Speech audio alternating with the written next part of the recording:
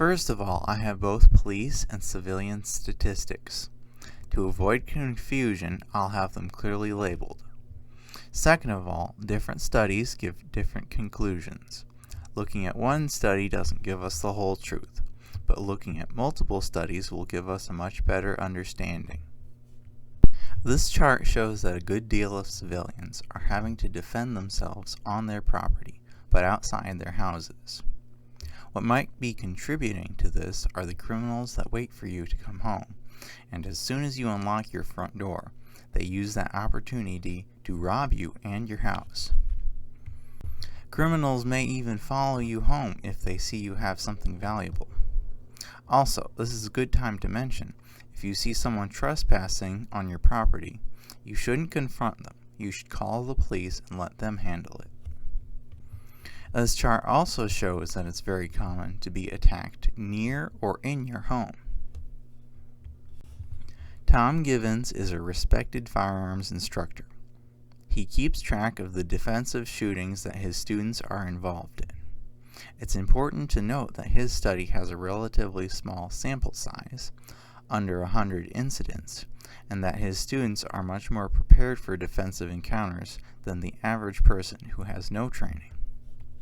With that in mind, in his study there seems to be a large amount of defensive encounters occurring away from the home.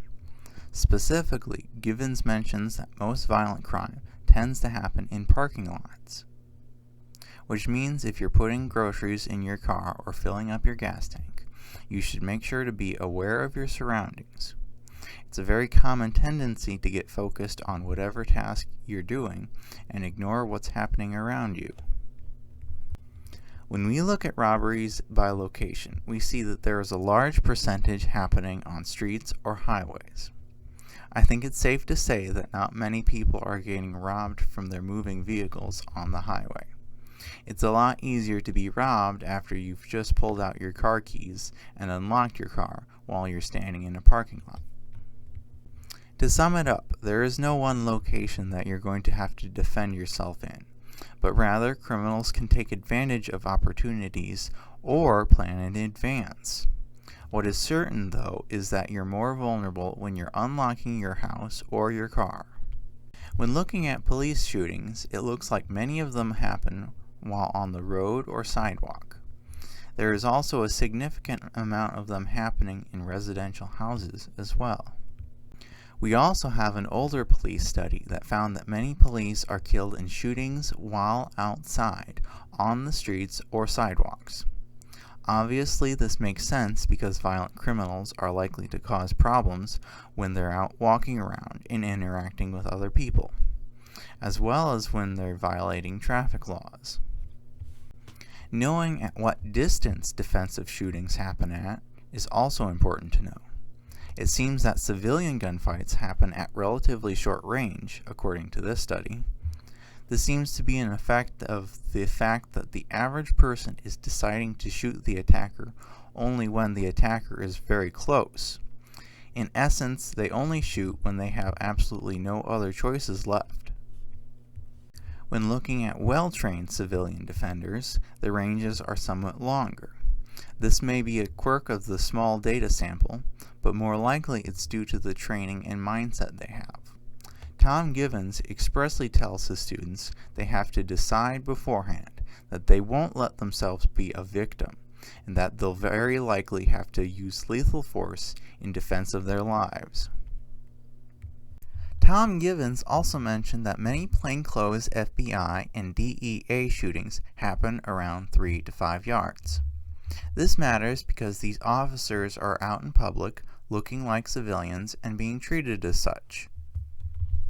This is a chart of officers killed or injured. Obviously, the closer you are to a violent criminal, the more likely you are going to get hurt or killed. Here we have an older police study involving the distance at which the officer was killed. It appears that many police encounters happen at closer ranges, not just ones that end poorly for the officers involved. The NYPD stats also tell a similar story. though they may be a little hard to directly compare due to the way that they divide up the distances involved. Finally, we have a police officer who has won many gunfights to give his opinion on what distance they occur at. Many people would also like to know what is the average number of rounds fired for civilian defensive encounters. But before I get into the details, I'd like to make a point first. Some people carry low-capacity pistols because they've seen statistics that say X is the average amount of rounds fired. Therefore, if their gun holds X number of rounds, that's good enough. Do you see the problem with the logic here? There's no guarantee that you'll get a so-called average encounter. If these people find themselves needing an extra round or two, they could lose their life because they bet their life on an average. Just to be clear, I have no problem with low-capacity handguns provided you can reload them quickly and you have plenty of spare ammo. For revolvers, you'd be better off carrying multiple guns instead of trying to reload.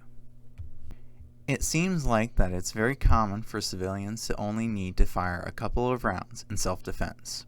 For most criminals, a couple of rounds may be all it takes for them to reconsider their decisions. Consequently, with so few rounds fired, it's not very common to need to reload. You might find yourself in a high round count gunfight in spite of the statistics. One of the reasons this could happen is having multiple attackers. In fact, this chart makes it look like multiple attackers are fairly common. This study had a lower but still significant amount of multiple attackers. Also, it may be more common for multiple attackers to target your home or business than other places.